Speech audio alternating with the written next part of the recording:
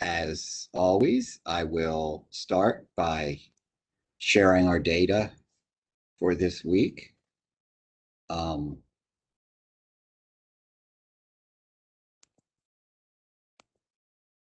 Unfortunately, we do now have some people this week who tested positive for COVID-19, people we support.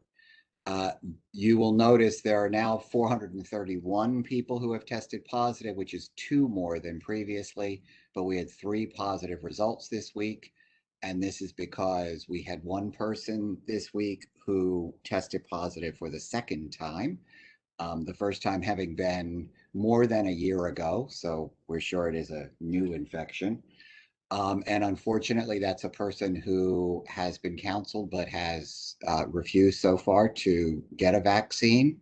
The other 2 people who tested positive were people who were vaccinated and tested positive. All 3 of the people have mild symptoms.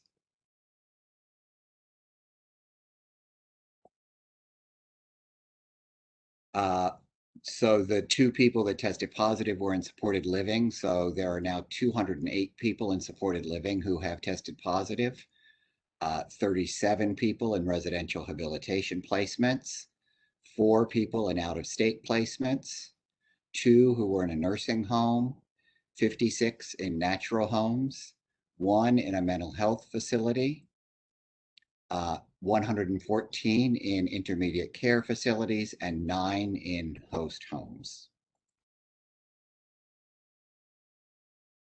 And so in intermediate care facilities, the 114 people who have tested positive for COVID represent about 38% of people who were receiving ICF services over the course of the pandemic. And of those 114 people, there have been 27 deaths, although only 13 of those are confirmed as COVID deaths, representing about 11.4% of people in ICFs who tested positive for COVID who have died from COVID. In natural homes, the 56 COVID diagnoses represent about 6% of people in natural homes. Of those, 5 have died, and all 5 were confirmed as COVID deaths, representing just about 9% of people with COVID in natural homes who died from COVID. In residential habilitation, there were 37 people, represent about 34% of the people in residential habilitation over the course of the pandemic who have contracted COVID. Of those, 3 have died, 2 were confirmed as COVID deaths, representing about just over 5% of people with COVID in residential habilitation who died from COVID. And in supported living, the 208 people who have contracted COVID represent about 22% of people who receive supported living services. Of those, there have been 22 who have died, but only 15 are confirmed as COVID deaths, representing about 7.2%. So overall, in DDA, the 431 people who have contracted COVID represent about 18% of people supported by DDA who have contracted COVID. Of those, we have had 60 deaths, but 37 have been confirmed as COVID related, representing about 8.6% of people with COVID who have died from COVID. So as indicated, there were 3 COVID diagnoses in the month of August so far. All 3 were in supported living placements. And fortunately, none of the people who have been diagnosed required hospitalization. As I said, they all had symptoms, but all relatively mild symptoms. And people who have had COVID who have gone on to die, 60 people to date. Of those 60, 16 have been confirmed as not COVID related, and we are still awaiting confirmation from OCME regarding 7. And so our total number of people who have died from COVID, confirmed as a COVID related death, have been 37. Provider staff diagnosed with COVID to date, 710 provider staff. 52 of these have worked for more than one provider, and 10 who have died from COVID. Vaccination status, it continues to tick up slowly. 76% of people supported by DDA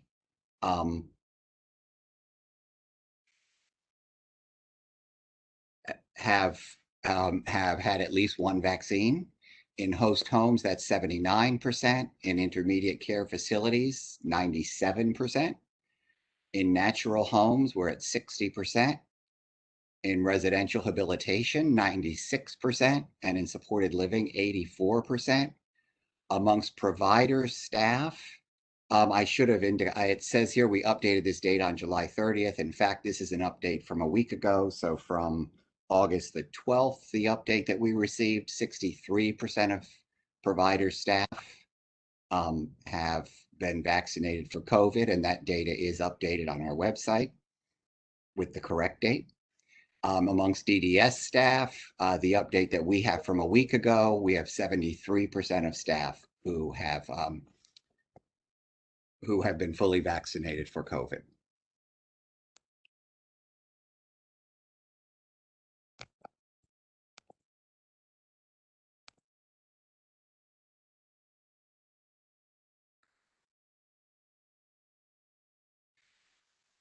So fortunately, finally, we do now have an approved Appendix K amendment.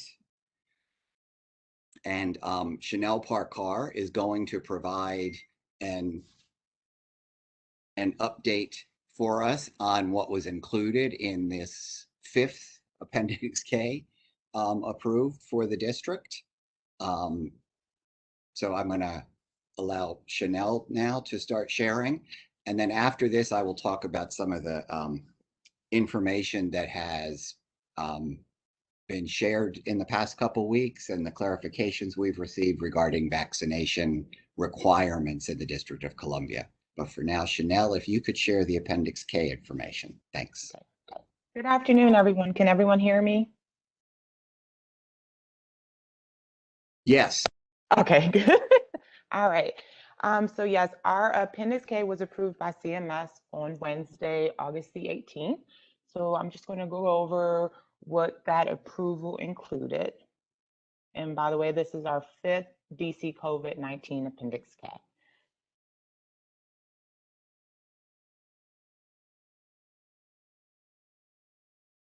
We'll start with the remote service delivery. So this Appendix K allows for the delivery of the following services via electronic methods if it meets the individual's level of need and ensures their health and safety, and is approved by the individual support team, and the individual's clinician where applicable. So that would be physical therapy ongoing services only, occupational therapy ongoing services only, speech, language, and hearing ongoing services only, all creative art therapies, day habilitation, individualized day support, and employment readiness. There are some limitations to the remote service delivery in the Appendix K. An individual's ability to receive day services remotely when the services are not available on site or in the community has to ensure the community integration by facilitating interaction with persons other than those physically present in the person's home setting. Also, remote delivery of services is limited to individuals whose service needs cannot be met on site in the community due to a lack of availability caused by the COVID-19 public health emergency. At such time that an on-site delivery of the services in the community becomes available, but no later than 6 months post public health emergency, individuals will not be able to continue to receive the services remotely. Now, we did make some modifications to the day service staffing ratios. Staffing ratios for day habilitation and individualized day supports when provided remotely may be modified as follows. So temporarily, staffing ratios may increase not to exceed 1 to 3 people supported at a time by a single staff person for IDS. It will also allow for temporarily staffing ratio increase to not to exceed 1 to 6 people supported at a time by a single staff person for day habilitation. And that increase to 1 to 6 people will also include day habilitation. And this only applies to services when they're provided remotely. There are some service limitations that are allowed to exceed. So we modified the service limitations for IDS to exceed the waiver limit of 5 days per week of service delivery when it is provided remotely. So that means you can have up to 7 days per week of IDS when provided remotely, but you can still not exceed the 30 hours total per week. We expanded the settings where they have individualized day supports and employment readiness services may be provided. Some permissible alternate settings for those services include hotels, shelters, family and friends homes, churches, or other settings approved by the district. And permissible alternate settings may also include the participant's residential setting, which is defined as the person's private natural home, a provider-owned or controlled certified residential setting, or other residential emergency settings such as a hotel. The requirement to provide this service in the community will be suspended during this public health emergency for IDS when it is being provided remotely. With companion services during this Appendix K will allow for family caregivers or legal responsible individuals to provide companion services and receive payment. Companion services may also be provided concurrently with the following day support services when those day support services are being provided remotely: supported employment, day hab, employment readiness, and IDS. Now, I'm going to give you some clarification on what concurrently means. If a person is receiving day support services remotely and has a companion services provider present in the home during remote service delivery of those day services, the companion will be assisting and supporting the person in remotely accessing the day services that are being provided remotely due to the public health emergency. And they will provide non-medical assistance and supervision with ADLs and IEDLs to support the person's goals and needs as identified in the person's ISP. There were some one-time payments that were included in this Appendix K. There is a one-time supplemental payment to eligible waiver providers employing DSPs. The eligible providers of the following waiver services are eligible for these one-time payments: residential habilitation, which would be only for the IDD waiver, and supported living daily with or without transportation, and that is also only including the IDD waiver, and companion services in both our IDD and IFS waiver. All additional reporting and rate-related criteria for the supplemental payment will be published in a transmittal available on the DHCF website. In addition to the supplemental payment, we're also authorizing a one-time payment of up $250 per person supported per provider for assistance with the purchase of PPE. The funds will be paid to providers per year on a cost reimbursable basis. We did make one update to the previously approved training requirements. Originally, we stated that if someone received their CPR and first aid training via electronic methods, that they would have to have those trainings completed in person post public health emergency. However, we modified to say that we are allowing for those trainings, those virtual trainings, to be considered sufficient to satisfy the annual certification requirements for DSPs, and therefore there will be no need to take another training in person post public health emergency until it is time for the renewal. For the provider qualifications, we temporarily modified assistive tech provider certification requirements to allow certified enabling technology specialists and accredited technology first organizations to certify these providers and be allowed to provide assistive technology services. These are some reminders. The effective date of this Appendix K is retroactive back to March 11, 2020, and the anticipated end date will be 6 months after the conclusion of the public health emergency. I've provided some resources. The first link is directly to the CMS website, where it provides you with all approved Appendix Ks for the district. And the other two websites are our DDS websites, where they also provide you with our transmittals and approved Appendix Ks. Thank you, everyone, for your time. Thank you, Chanel. And Chanel will be available to answer questions about that.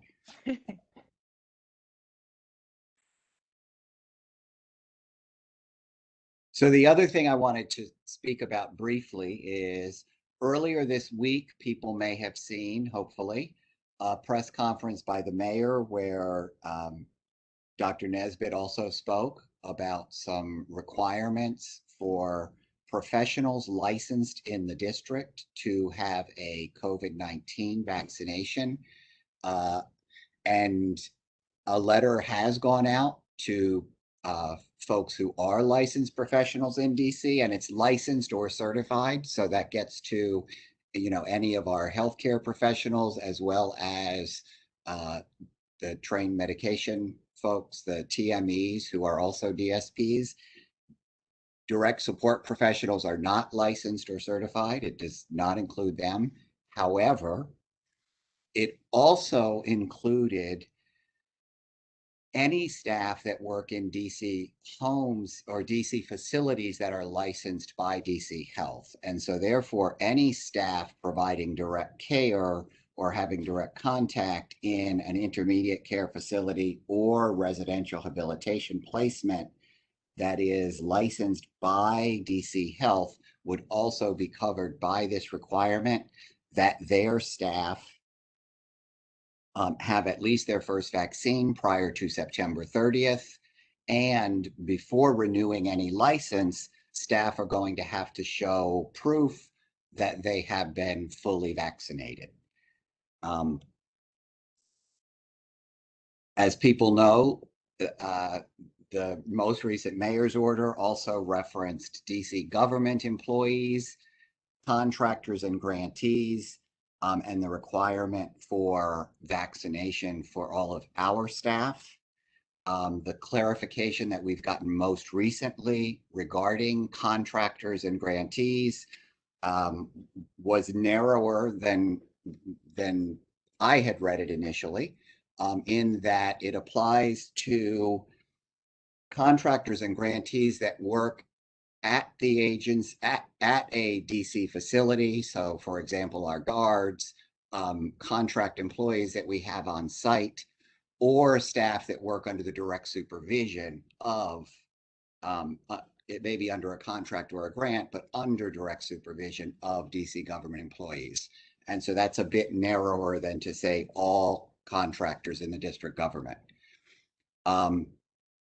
And so to date, what that means for the providers that we have is that it's kind of a mixed bag, in that, if you have direct support professionals who are providing services, in-home supports, it may not cover them at this point. However, if you also are providing services in a DC licensed intermediate care facility or ResHab, then that same person would need to be vaccinated. People should be able to clearly see where things are headed and perhaps be planning for, over time, what we see is more and more agencies and government entities are requiring vaccinations. And so, to really be stepping up our education and support for people so that more and more people can get vaccinated. So that is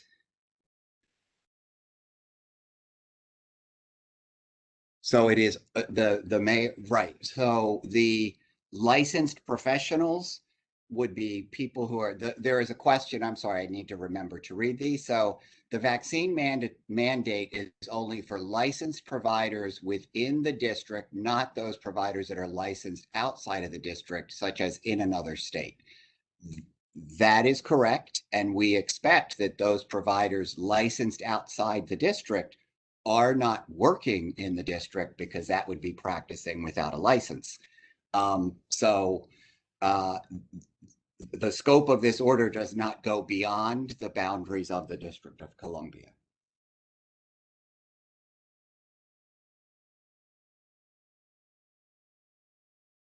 However, people should be paying attention because just as we see it happening in DC, we're seeing it happen, in the metro area and across the country that, there are these mandates being issued.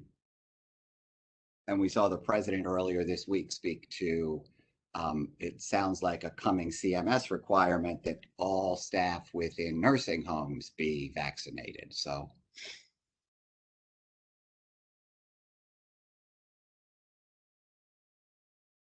our goal, of course, is to see as close to 100% of the people we support and the staff who support them being vaccinated fully so that we can once and for all move past this pandemic.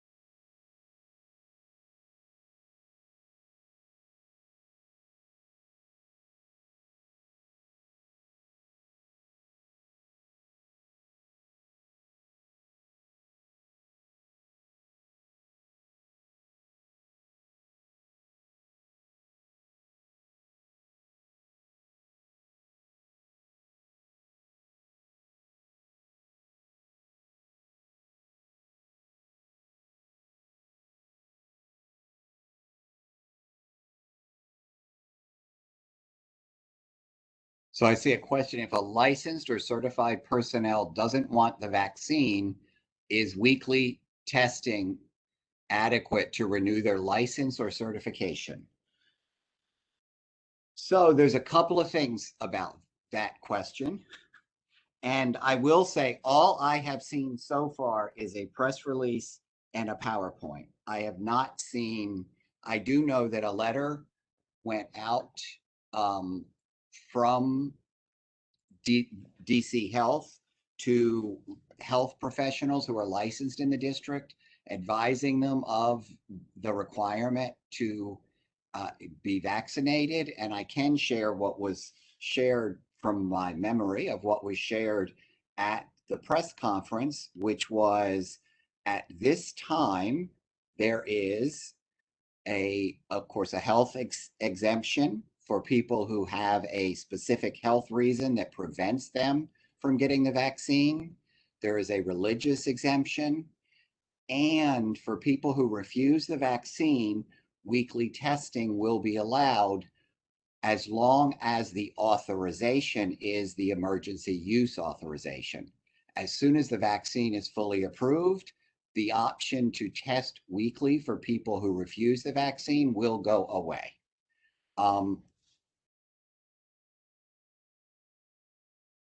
I don't know the answer to your question about, so what happens is people have to, by September 30th, have at least their first shot if they get Pfizer or Moderna, or of course, the one shot of Johnson & Johnson, which would be fully vaccinated, and have to be fully vaccinated before the renewal of their license will occur.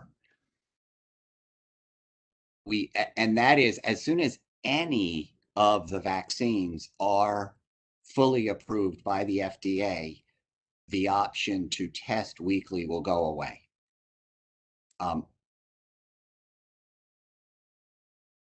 And I don't know the answer to that question about whether you can continue to test out for the renewal of your license, but I don't think there's anyone who believes it's going to take more than the next few weeks before there's full approval of at least one of the vaccines. So there's a comment, the PowerPoint from the mayor's briefing included personal care attendants as an example of healthcare workers who would be required. Do PCAs have a different status than DSPs? Yes, just about every other. So home health aides, personal care, certified nursing assistants, trained medication employees are all certified employees. And so they're licensed or certified. And so for licensed or certified, anyone who gets a license or a certification from DC Health, in order to continue to receive that, they're going to have to be fully vaccinated. And any staff who work in facilities licensed by DC Health, regardless of whether they are a licensed health professional or not, that facility is going to have to make sure that they continue to have their staff be fully vaccinated. So that's where people in intermediate care facilities who have direct contact with the people that live there, as well as the employees in residential habilitation placements in the district, would all have to be fully vaccinated. We give new hires 30 days to get both vaccinations while requiring negative tests. Does that mean that after September 30th, they can't start work until they have had one or both vaccines?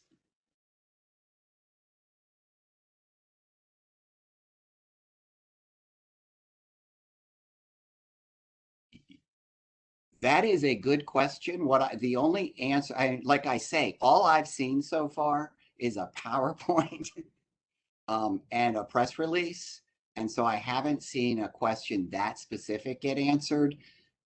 However, what I can tell you is for the district government, our employees had until September 19th to get their first vaccine. And any new employees that we hired beginning the week after that mayor's order was issued had to be vaccinated before they could start work.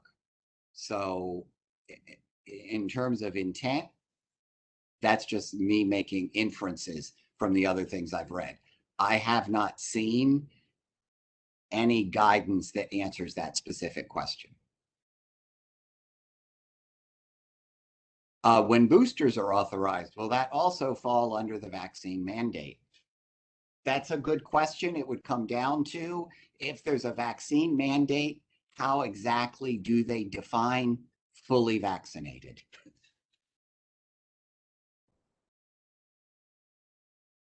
And as I said, those questions have not, other than the press release that's posted on DC Health's website, I believe, or the mayor's website, and the PowerPoint from that presentation, I haven't seen anything in writing to really spell out the answers to these questions, unfortunately.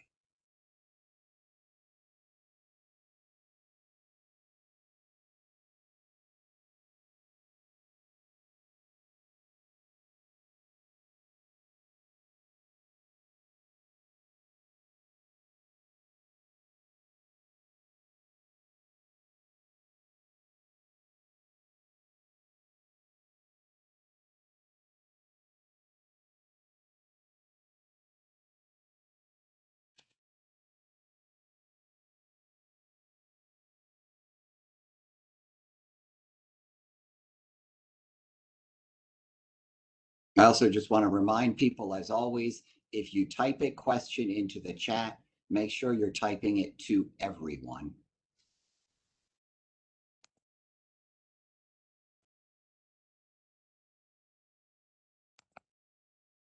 As opposed to all attendees, because we don't see questions that go to just all attendees. And everyone, just so you know, if you're looking, is all the way down at the bottom of the list.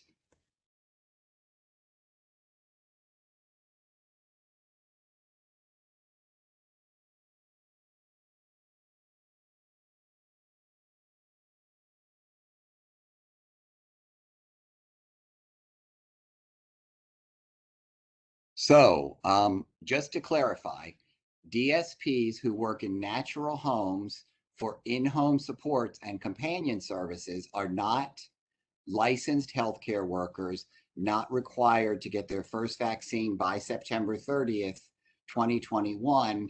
Is that correct? I would say yes, except that one of the things that the mayor always clarifies in her orders has been that private companies in the district are free to have higher standards. And so if that DSP worked for an agency that required it, it would be required because the agency could require it. And I know that we do have some agencies that do require it. And so in that circumstance, that would be an employment issue between that DSP and the agency that they work for. But based on the guidance that we saw this week, that is correct.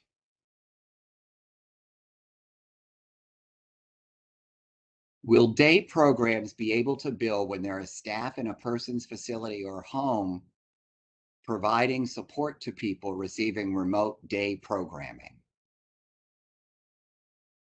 Is that an Appendix K question?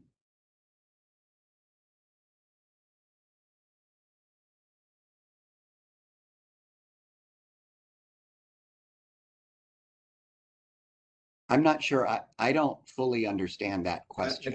I think Director Reese, if I might, I think that this question is related to the ability for companion staff to support a person while receiving day supports remotely.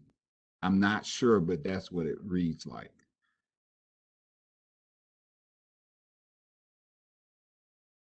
And so that was the purpose of it, was that you could, contrary to what we usually have with Medicaid, where you cannot bill for two services at the same time, in that limited circumstance where you're providing remote day supports, you can still continue to bill for the on-site companion staff who are helping to support the person while they receive the remote day support.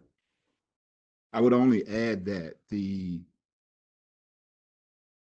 provider and the team would need to include within the ISP how much remote day support is being provided. It would be completely unrealistic and, in my opinion, unacceptable for a provider to expect that they could provide 6 hours of remote day support in any given day at any given time.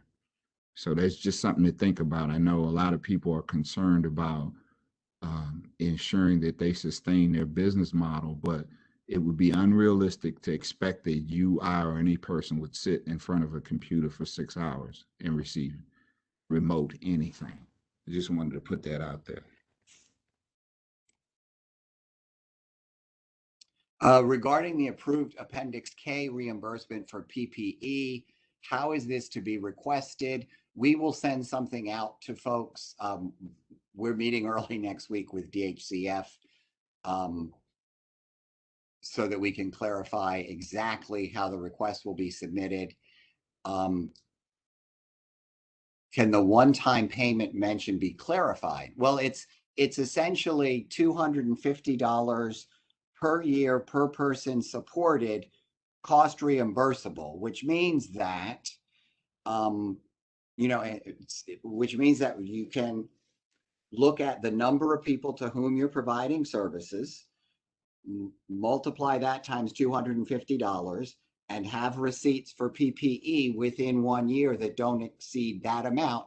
And those would be, and we will provide instructions on where those receipts would get submitted and then how the claim would be submitted. But those will be sort of, one claim that gets submitted for reimbursement for all of that.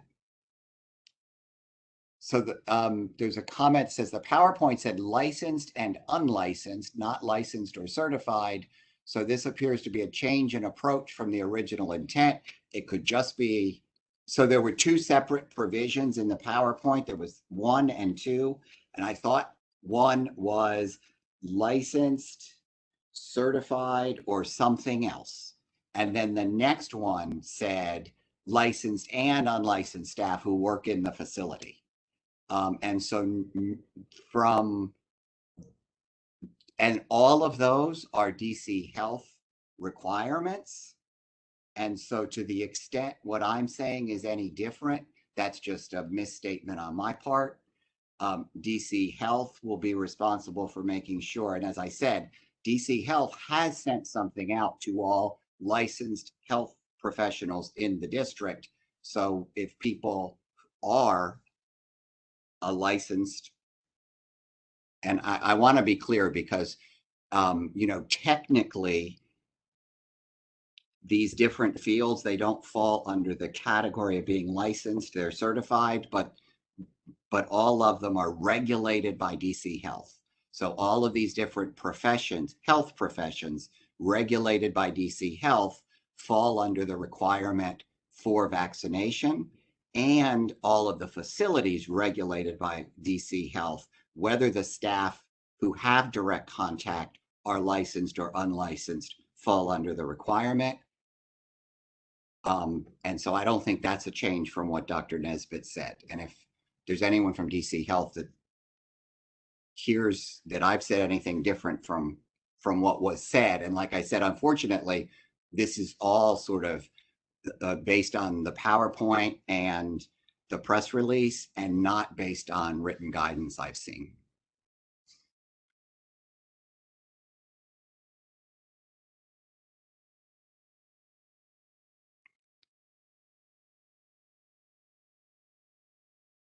Oh, this says behavior support services were not included in the PowerPoint.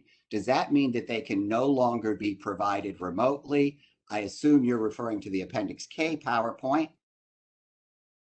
And so I'll let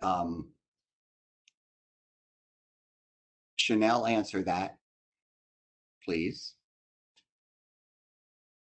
Can you repeat the question, please? Behavior support services, it says, are they allowed to be provided remotely? Yes, they are. Remember, this is in addition, this Appendix K is in addition to all the previously approved Appendix K. So anything previously approved in the Appendix K, which included non-professional behavior supports, still is applicable.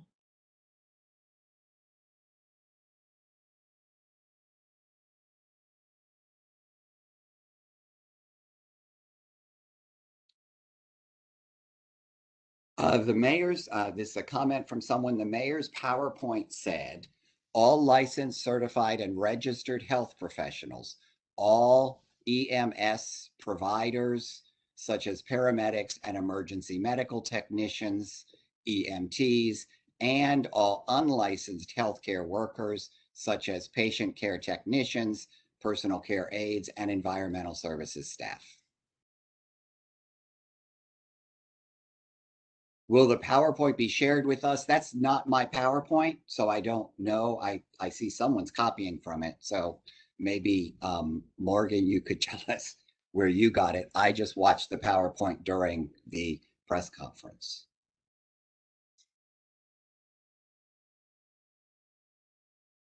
This says companion services was not listed. Can they be provided remotely? I don't think companion has been included as something that was provided remotely in any of the Appendix Ks, was it? Correct. Yes, companion cannot be provided remotely.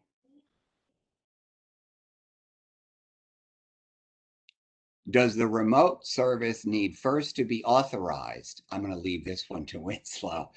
If yes, then we should have to go with the specific frequency of services and time allocated, whatever it is.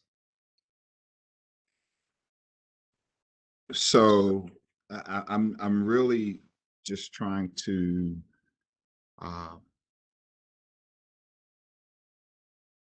it's not a rule, but it's unrealistic to expect that a person would sit in front of a computer for 6 hours in one day at any given time. So if you're telling me you have a 6 hour authorization, we need to probably discuss that.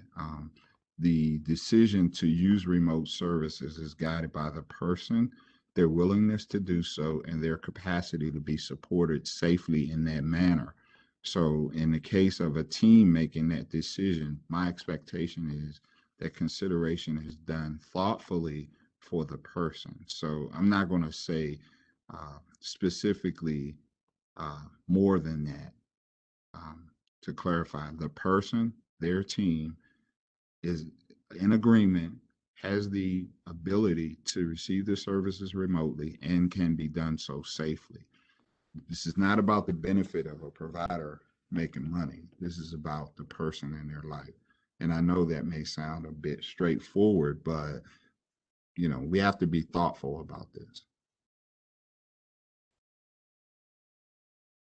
So does the vaccine mandate apply to host home and in-home settings, especially in homes where the person can self-medicate?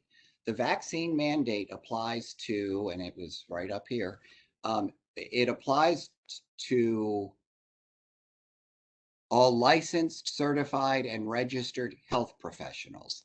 And so, in terms of the services provided in a host home or an in-home service setting, it would depend on the professional that's going into that setting to provide the service.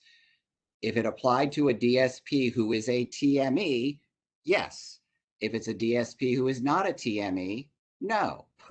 And as I said, each agency could establish a more consistent, so that we have agencies that provide all these different services, and they may just require all of their direct care staff or even all of their staff. There's nothing in any of these orders that prevents any of these agencies from, looking at the EEOC guidance and establishing their own rules regarding vaccination. Hi, everyone. This is Chanel. I just wanted to make a comment. I'm so sorry for misspeaking earlier. I reviewed our previously approved Appendix K from April of 2020, and yes, companion services can be provided remotely, and I just wanted to make that clarification before we ended our call today. And just to reiterate what Winslow was saying, as with any of these services, they need to be approved, like discussed by the team and approved. And as any of us who have been working remotely can testify, the idea that someone could sit in front of a computer for 6 hours, pretty unlikely. And so thank you. Robin Shafford has provided for people who have access to the chat a link to the mayor's PowerPoint.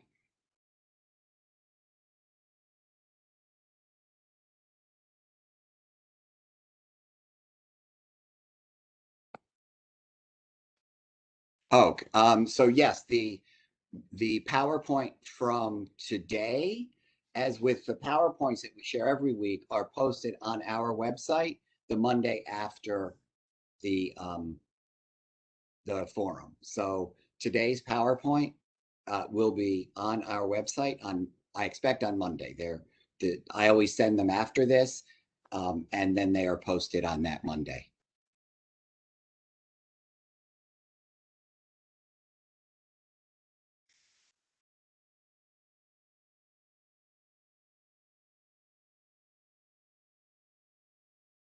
And so someone has copied, I assume, from a letter that they themselves have received on Dear Healthcare Workers on Monday, August 16, 2021.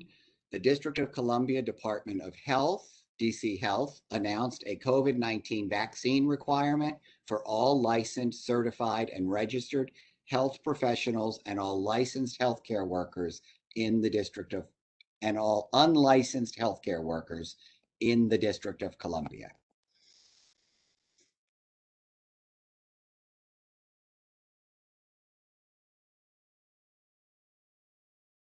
Does remote only refer to it being in front of a computer? Does it also include such things as phone calls?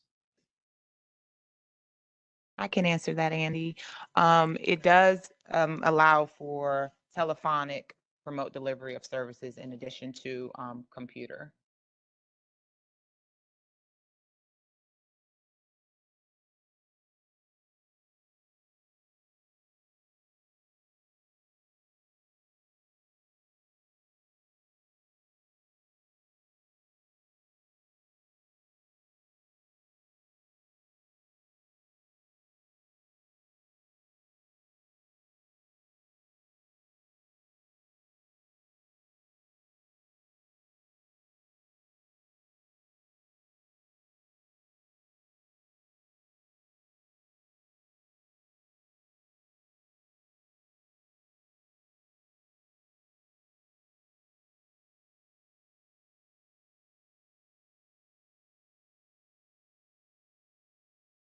So for people who can see the chat, Donald has shared some videos that you might want to review. Remote Supports the Right Way, Part 1 and 2. They serve as a resource for planning and implementing remote supports. And the link to those videos is in the chat.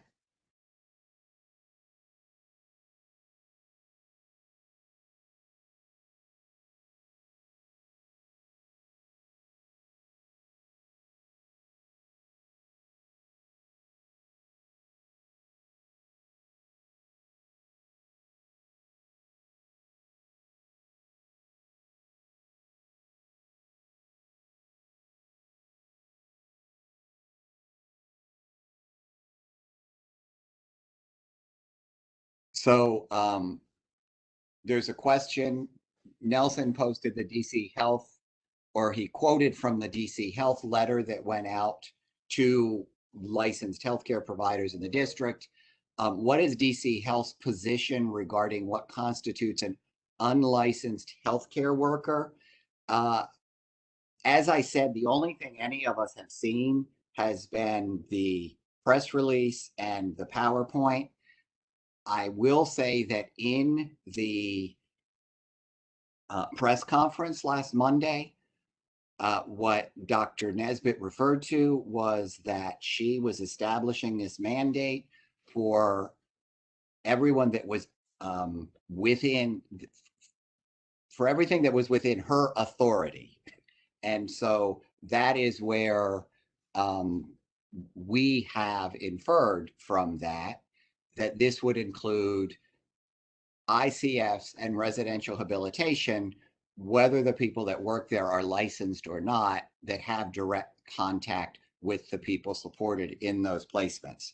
So the definition of healthcare worker isn't as important as the fact of the healthcare facility, it seems to me. All of that is inferences I'm making from having listened to the press conference.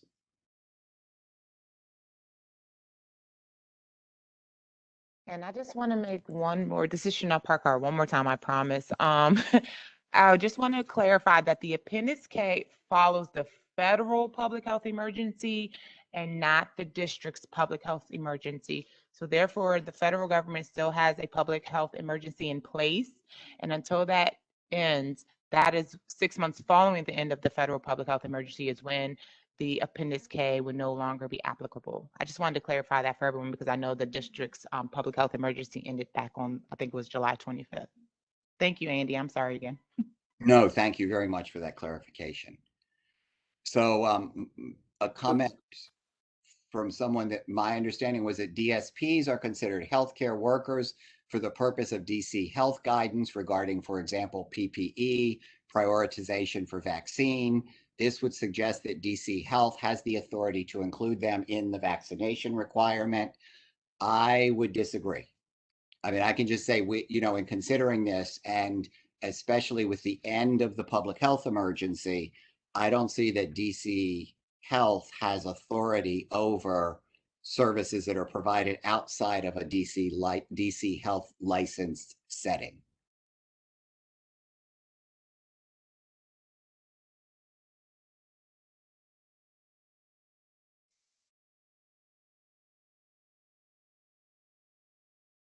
And as I said, ever evolving. And so I'm sure we will continue to discuss this issue going forward. Does the Appendix K only apply to DDS? Well, it only applies to the waivers that it refers to. So the Appendix K has been submitted and refers to the EPD waiver and the IDD waiver. Chanel's presentation was all about the IDD waiver, or the IFS waiver, not the EPD waiver. So it also applies to that waiver, nothing beyond that. There have been provisions in the state plan during the public health emergency, but we have not addressed those, and the Appendix K does not address those. The Appendix K is an addendum to the waiver.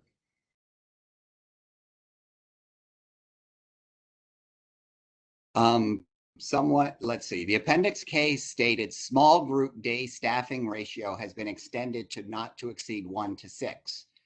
Is this for in-person or virtual services? As stated on the PowerPoint, that only applies to virtual services. All the staffing ratio limitations are only for the remote services of those day services, which was day have small group, and then the IDS. And thank you. Daryl Hawkins has provided a link to the press release regarding the vaccine requirement for district health professionals.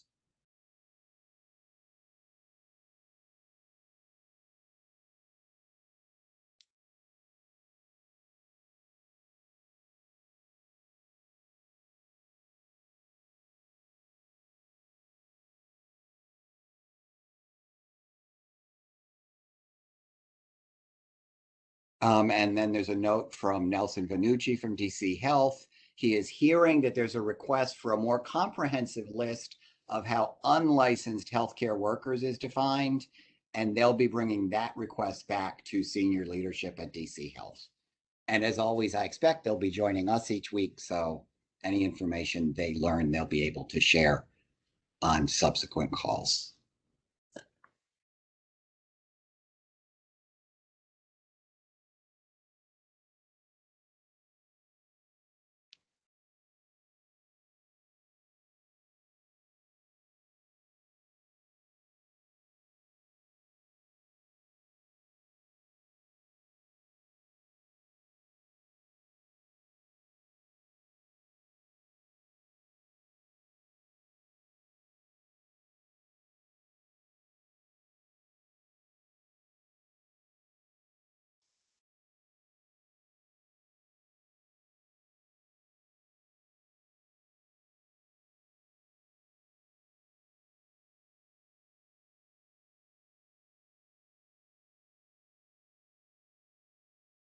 So someone says they still need to clearly understand the mandate applies mostly to healthcare facilities or all healthcare professionals. Please, we need more clarification. So just to be very clear, if you are a licensed, certified, or registered healthcare professional in the district, you should have received a letter from DC Health this week if they have your current email address. And that would advise all licensed, certified, and registered healthcare professionals of the DC Health requirement that you have at least your first vaccine by September 30th and be fully vaccinated before renewal of your license. DC Health, it's my understanding, is also requiring this for licensed and unlicensed at DC regulated facilities, which for our purposes would be ICFs and residential habilitation.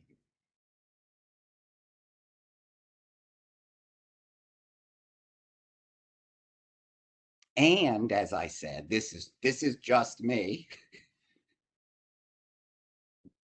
I expect and hope that we will continue to see the requirement and expectation that everyone be vaccinated continue to expand.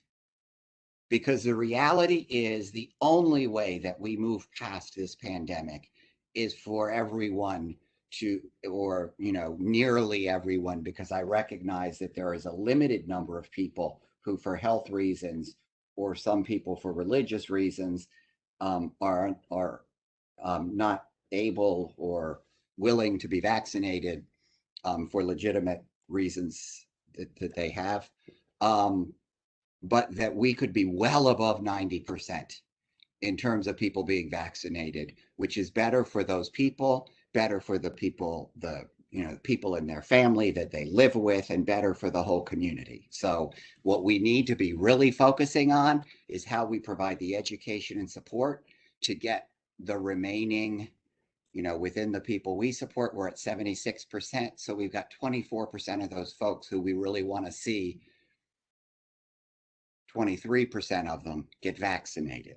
I can accept that there may be some limited exceptions for folks who have a health or religious objection or reason for not being vaccinated. But what we really need to be focusing on is how we're going to, reach those folks who we've still been unable to reach to get everyone vaccinated.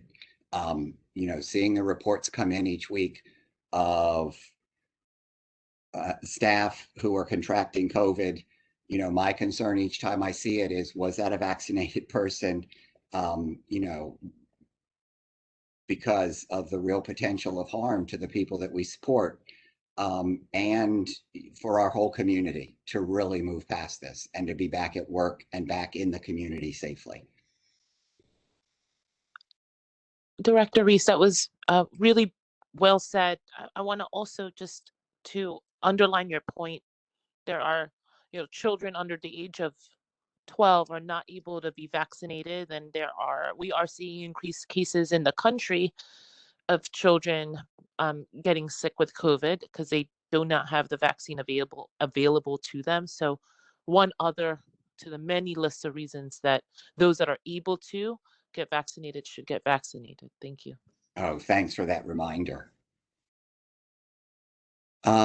So companion services being able to be provided remotely is confusing to me as well. We have a guideline that was revised in July 2021, which did have companion services listed. It only had in-home, supported living periodic, and supported living with transportation. So please, could you clarify which Appendix K amendment has companion services being approved to be provided remotely? It's the initial Appendix K that was done, allowed for it.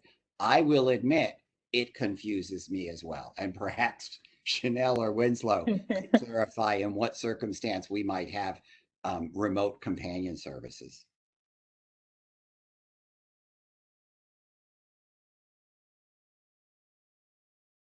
Don't both talk at the same time. So I was being respectful, but the thought behind the question, I think, is the